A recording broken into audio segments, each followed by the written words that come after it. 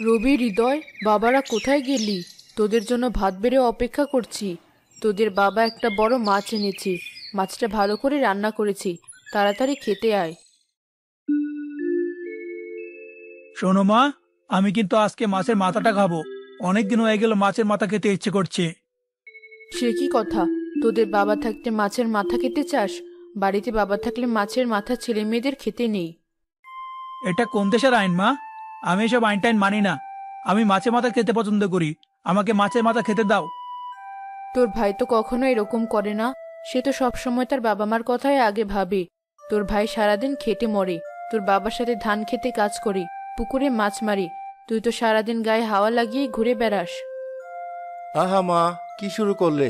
রবি এখনো ছোট। ও যখন বড় হবে তখন কাজ করবে। ওকে এখন আর বকাবকি করো না। ওকে আর লাই দিয়ে মাথায় তুলতে হবে না। লাই দিয়ে দিয়েই ওকে নষ্ট করেছিস। তাই তো কোনো কাজ করে না, সংসারের কোনো দায়িত্ব পালন করে না। আমি তো খারাপ। আমি যা করি তাতেই দোষ। সব গুণ রয়েছে তোমার বড় ছেলের মধ্যে। আমি ভাত খাবো না, এই চললাম। তোমরাই খাও।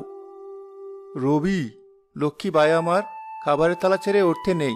এতে সংসারের অকল্যাণ হয় ভাই। লক্ষ্মী ছেলে, খেয়ে নে। আজকে আমি তোকে বিকেলে মেলায় নিয়ে যাব।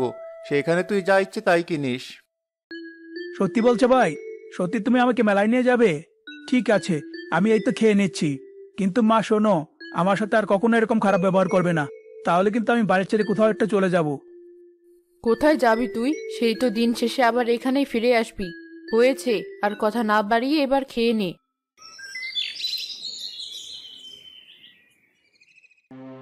কিরে হৃদয়, একা মাঠে কাজ করতে এলি? তোর ছোট ভাই রবি কোথায়? ওকে সারাদিন গায়ে এভাবে হাওয়া লাগিয়ে বেড়াবে? সংসারটা কিভাবে চলবে শুনি? আমারও তো বয়স হয়েছে। একা একা আমি আর কদিক সামলাবো? এবার দুই ভাইকে এসব দায়িত্ব নিতে হবে। রবি আসতে রাজি হলো না বাবা। ও মনে হয় বাইরে কোনো কাজে গেছে। ঠিক আছে, আমি আজকে না হয় ধান খেতে কাজ করে দিচ্ছি। তুমি বাড়িতে গিয়ে বিশ্রাম নাও। বাইরে আবার কিসের কাজ? এসব আমার একদম ভালো লাগছে না। ওর এসব অবহেলা আর অলসতার জন্য জীবনেও কিছুই করতে পারবে না। বাবা, ও এখনো বড্ড ছেলে মানুষ। সংসারের দায়িত্বের ব্যাপারে ও এখনো কিছু শিখে উঠতে পারেনি। যখন বড় হবে তখন ঠিক দেখবে, সংসারের কথা ভাববে। মহাজনের কাছে আবার কত টাকা ঋণ। জমিটা বন্ধক নিয়ে টাকা এনেছিলাম। তোর মার চিকিৎসা করিয়েছিলাম। এই টাকা যদি সময় মতো শোধ করতে না পারি, তাহলে এই বাড়িঘর সবকিছু নিলামে উঠবে। বাবা, তুমি কোনো চিন্তা করো না তো। দরকার হলে আমি জঙ্গলে কাঠ কাটার কাজ করব। কাঠ কেটে বাজারে বিক্রি করলে নাকি অনেক টাকা পাওয়া যায়। তুই আর কত করবি এই সংসারের জন্য? এখন ছোট ভাইটাকে কাজকর্ম শেখা। এভাবে বাউন্ডুলের মতো ঘুরে বেড়ালে জীবন কাটবে না। হয়েছে বাবা, আর কথা বলো না। এবার বাড়িতে যাও। আমি ধান কাটার কাজ শেষ করে জঙ্গলে যাব কাঠ কাটতে। এরপর বাড়িতে ফিরে আসবো।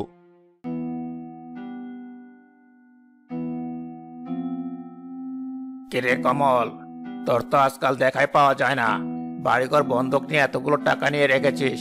সুদ সমেত কত টাকা হয়েছে জানিস? আমাকে আর কয়েকটা দিন সময় দিন। আমি আপনার টাকা ঠিক শোধ করে দেব। গত 1 বছর ধরে তোর মুখে শুধু এক কথাই শুনছি, টাকা শোধ করার কোনো নাম নেই। তোকে আর 6 মাস সময় দিলাম। এর মধ্যে সমস্ত টাকা শোধ করতে না পারলে ছেলেদের আর বউকে নিয়ে রাস্তায় নামাবো। এভাবে কেন বলছেন কাকা? বাবা তো বলেছে আপনাকে টাকা শোধ করে দেবে। শুধু একটু সময় দরকার। আমি নিজে আপনার টাকার দায়িত্ব নিচ্ছি। হ্যাঁ হ্যাঁ হ্যাঁ, তুই আবার কিভাবে টাকা শোধ করবি? তুই তো আর কোনো কাজকর্ম করিস না, বাবার খেতে ধান কাটিস। এই করে তুই টাকা শোধ করতে পারবি? এসব টাল বাহানার কথা শুনতে চাই না। টাকাগুলো দিয়ে দে। তোরাও বাঁচ আর আমিও বাঁচি। বাবা, তুমি কোনো চিন্তা করো না। আমি আজ থেকে জঙ্গলে গিয়ে কাঠ কেটে বাজারে বিক্রি করব। এতে অনেক টাকা উপার্জন করা যাবে। তোর তো অনেক পরিশ্রম হয়ে যাবে রে বাবা। সারাটা দিন মাঠে কাজ করবি, সংসারের সব দায়িত্ব পালন করবি, আবার জঙ্গলে কাঠ কাটতে যাবি। তুই তো অসুস্থ হয়ে যাবি বাবা। তুমি শুধু শুধু চিন্তা করছো। আমার কিছুই হবে না। দেখবে আমাদের সংসারে আর কোনো সমস্যা থাকবে না। ভাইয়া, তুমি না বলেছিলে আমাকে নিয়ে আজকে মেলায় যাবে? সেখানে আমাকে অনেক কিছু কিনে দেবে। হতচ্ছাড়া বাদর ছেলে, সংসারে কোনো কাজই তোকে পাওয়া যায় না। আর এখন নাকি তিনি মেলায় যাবেন? যা, আমার চোখের সামনে দূর হয়ে যা। তোর মতো অবদার্থ ছেলের মুখ যেন আমাকে দেখতে না হয়। রবি ভাই আমার, আজকে আমাদের কারো মন ভালো নেই। আজকে মহাজন কাকা এসেছিল, আমাদেরকে টাকা শোধ করার জন্য অনেক চাপ দিচ্ছে। বাবার টাকা ধার নিয়েছে, বাবার টাকা শোধ করবে, তা নিয়ে তোরে তো চিন্তা কিসের? তুই আমাকে নিয়ে মেলায় চল, আমি আর কিছু শুনতে চাই না।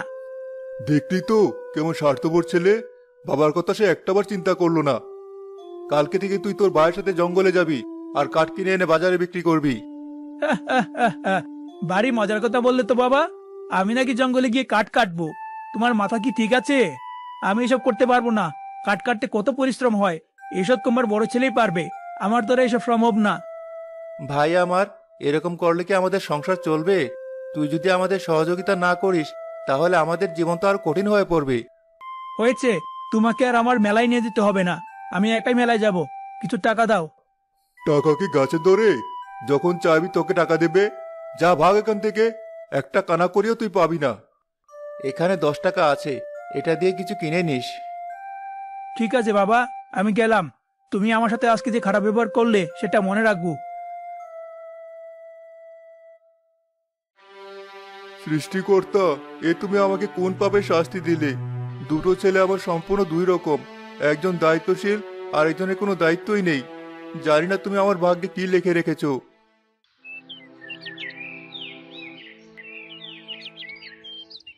পরের দিন হৃদয় গেল জঙ্গলে কাজ করতে। কত সকালবেলা এই জঙ্গলে কাঠ কাটতে এলাম, অথচ একটা ভালো গাছও পেলাম না যেটা বিক্রি করলে কিছু টাকা পাওয়া যাবে। হে সৃষ্টিকর্তা, তুমি আমার বাবা মার কথা ভেবে হলেও আমাকে কিছু রোজগারের পথ দেখাও। কেউ আছো? দয়া করে আমাকে একটু সাহায্য করো। কি ব্যাপার, এই ঘন জঙ্গলে কে কান্নাকাটি করছে? আরে বুড়িমা, এই জঙ্গলে তুমি কি করছো? আর বলিস না, আমি যাচ্ছিলাম আমার মেয়ের বাড়িতে বেড়াতে। এই ঘন জঙ্গলে পথ হারিয়ে ফেলেছি। আজ সারাদিন শুধু পথ খুঁজে বেড়াচ্ছি। প্রচন্ড খিদেতে কাতর হয়ে পড়েছি। ও আচ্ছা, এই কথা। আচ্ছা ঠিক আছে, আমি তোমাকে বড় রাস্তার পথ দেখিয়ে দেব। আর নাও, আমার সাথে কিছু খাবার আছে, তুমি এগুলো বরং এখন খেয়ে নাও। আরে না না, তোর খিদে লাগলে তুই কি খাবি? তুই তো পরিশ্রম করিস, এই খাবারগুলো তোর প্রয়োজন। কি যে বলো বুড়িমা, আমার খাবারে কোনো প্রয়োজন নেই। এই খাবারগুলো তুমি খেয়ে নাও, তোমাকে আমি তারপর তোমার বাড়িতে পৌঁছে দেওয়ার ব্যবস্থা করব। তুই অনেক ভালো ছেলে বাবা। দেখবি তুই জীবনে অনেক কিছু করতে পারবি।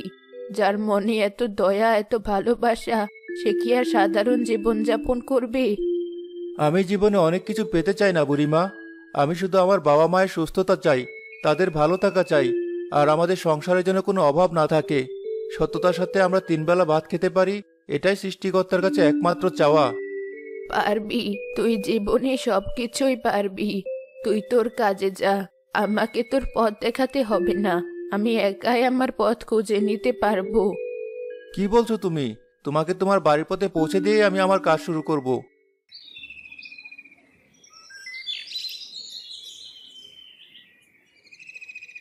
ওই যে দেখো, উত্তর দিকে একটা পথ দেখা যাচ্ছে, ওটা ধরে সোজা হেঁটে গেলেই তোমার বাড়ির রাস্তা পেয়ে যাবে।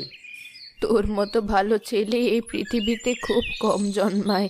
যা, তুই তোর কাজে যা এখন, তাহলে আমি আমার বাড়ির পথে রওনা হই। কেউ কি আছো? আমাকে একটু পানি খাওয়াতে পারো? আমি অনেক তৃষ্ণার্ত, চোখে দেখতে পাই না।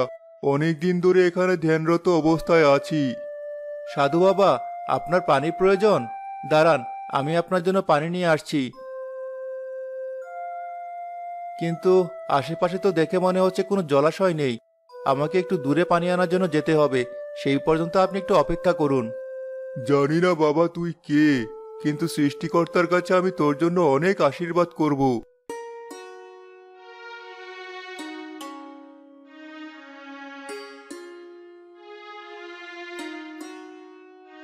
আমি আপনার জন্য পানি এনেছি, এবার বুক ভরে তৃষ্ণা নিবারণ করুন।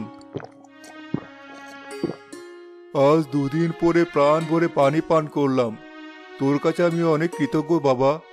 এবার বল, তুই আমার কাছে কি চাস? সোনা দানা হিরে জহরত, তুই আমার কাছে যা চাইবি আমি তোকে তাই দেব। সাধু বাবা, আমি আপনার কাছে এসব কিছুই চাই না, শুধু এটুকুই চাই, আপনি আমার বাবা মার জন্য আশীর্বাদ করুন, তারা যেন ভালো থাকে আর সুস্থ থাকে, আর আমি যেন সবসময় আমার পরিবারের পাশে দাঁড়াতে পারি। অনেক বড় মনের মানুষ তুই, আমি তোকে আশীর্বাদ করছি। তুই এমন একটা কিছু পাবি যা দিয়ে তোর জীবনের সব সমস্যার সমাধান হয়ে যাবে। তাহলে এখন আমি যাই, আমাকে আবার জঙ্গলে কাঠ কাটতে হবে। হ্যাঁ বাবা, যা তুই কাঠ কাটতে যা।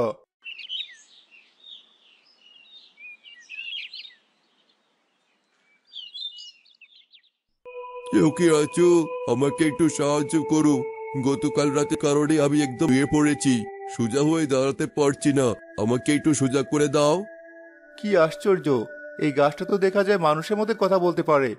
গাছ, তোমার হয়েছে কি? কি বলছো তুমি? মানব, গতকাল রাতে প্রচন্ড জ্বর হয়েছিল, তাতে আমি একেবারে এই নুয়ে পড়েছি। আমাকে একটু সোজা করে দাও। ও আচ্ছা, এই ব্যাপার। এটা তো খুব সোজা, আমি তোমাকে এখনই সোজা করে দিচ্ছি।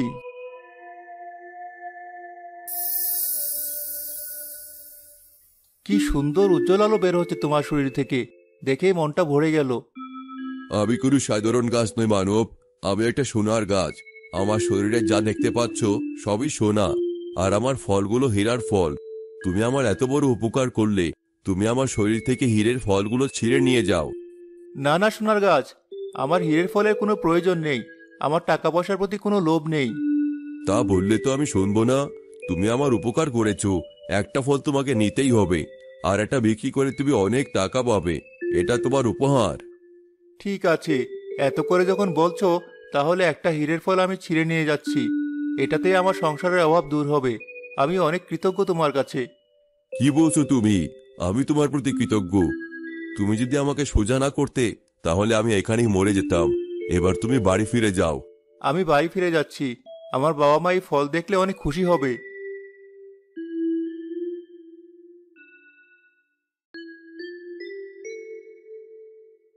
হীরের ফল? কি বলছিস তুই? সোনার গাছ, এসব পৃথিবীতে আবার আছে নাকি? আমি তোমাদের জন্য একটা হীরের ফল নিয়ে এসেছি। আসলে সেই গাছটা ঘন জঙ্গলের মধ্যে ঝড়ের রাতে নুয়ে পড়েছিল, আমি তাকে সাহায্য করেছি, তাই সে তার কাছ থেকে একটা হীরের ফল আমাকে উপহার হিসেবে দিয়েছে। এটা একদম ঠিক হয়নি। কাউকে উপকার করলে কখনো তার প্রতিদান নিতে নেই। তুই গাছটাকে সাহায্য করেছিস, সেটা খুব ভালো কথা, কিন্তু ওর কাছ থেকে বাবা। তুই আসলে একটা বোকা ভাই, একটা ফল নিয়ে চলে এলি। তোর তো উচিত ছিল সবগুলো হীরের ফল ছিঁড়ে নিয়ে আসা। তুই সত্যি অনেক বোকা ছেলে। শুনেছো? তোমার ছোট ছেলের কথা শুনেছো? ওর মতো লোভী ছেলে এই গ্রামে আর একটাও নেই। আমার সমস্যা কি জানো বাবা? আমি তোমাদের মতো এত ভালো মানুষগিরি দেখাতে পারি না। যেটা আমার দরকার সেটা আমি ছিনিয়ে নেই। ভাই অনেক বোকা, তাই সবগুলো ফল সেখানে ফেলে রেখে এসেছে। কিন্তু আমি ভুল করব না, আমি আগামীকাল সকালে সেই জঙ্গলের দিকে যাব। মাথাটা কি খারাপ হয়ে গেছে? ওই জঙ্গলের মধ্যে যাবি মানে? না না, তোর ওখানে যাওয়ার কোনো দরকার নেই। একটা ফল দিয়ে আমাদের ভালো করে চলে যাবে। না, এই এক ফল দিয়ে কিছুই হবে না। আমি এই গাছ থেকে কমপক্ষে 10-15টা ফল উঠিয়ে নিয়ে আসবো, আর সারা জীবন পায়ের ওপর পা তুলে বসে বসে খাবো। সারা জীবন আমি জঙ্গলে কাঠ কেটে বেরোবো নাকি? তুই যেখানে ইচ্ছে সেখানে যা, তবে মনে রাখিস, তোর কোনো বিপদ আপদ হলে কিন্তু আমরা তোকে সাহায্য করব না।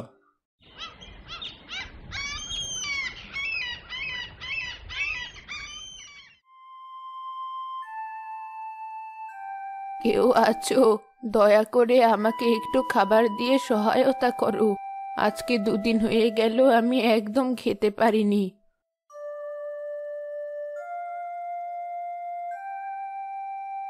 এই ঘন জঙ্গলে জ্ঞান জ্ঞান কে করছে? বিরক্ত লাগছে। ব্যাপার কি বুড়িমা? তোমার সমস্যা কি? এই বৃদ্ধ বয়সে জঙ্গলে কি করতে এসেছো তুমি? বাবা, এমন করে কেন বলছো? আমি আমার মেয়ের বাড়িতে বেড়াতে যাচ্ছিলাম,